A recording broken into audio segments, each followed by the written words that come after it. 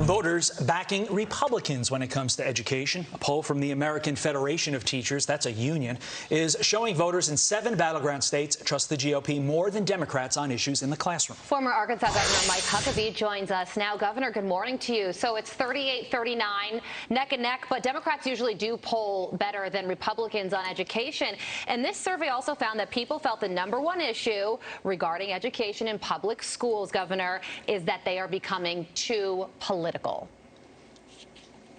Yeah, they really are, Carly. I mean, if you look at what happened in Virginia, that race was essentially swung because of parents who decided that, you know, if they were going to be called domestic terrorists for actually caring what their kids were getting in school, something had to change, and they changed it.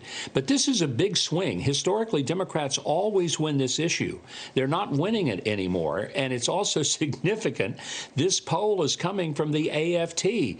They're hardly a conservative organization. I think it's maybe their way of saying to their organization, hey, maybe we've goofed this up somewhere. And I would say to that, you think? Yeah. Yes, you have. Yeah, and to that point, let me read the tweet from AFT President Randy Weingarten. Quote, while extremist politicians are trying to drive a wedge between parents and teachers by banning books, censoring curriculum, and politicizing public ed, we're focused on investing in public schools and the essential knowledge and skills that students need. I think to your point, that's just pure gaslighting. She is saying everything that the Republicans are doing and what the Democrats are doing is the exact opposite, but we digress. Got to get your thoughts on this.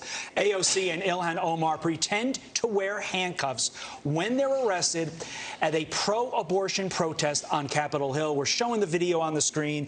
I bet, Governor, you were up all night trying to craft a Senator John Kennedy-esque of Louisiana retort to this spectacle. So have the floor, Governor. Well, Todd, the reason it's so hard is because I'm in these handcuffs. Sure. And I'm having a very hard time getting them off. Finally, I can break free, and now I can type and I can write. This was such a ridiculous spectacle. First of all, why in the world is she in a heavy coat on a 100-degree day in D.C.? Great point. That just puzzles me. What has she got under that coat? We need to know. But in all seriousness, do you know who did have handcuffs? Peter Navarro. He got him at the airport at Reagan National when he was getting on a plane.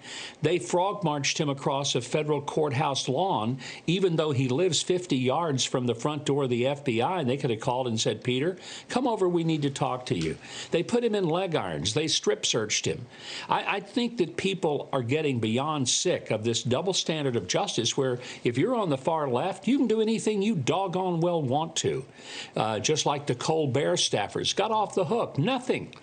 But if you are a conservative, God help you, they'll throw the book at you.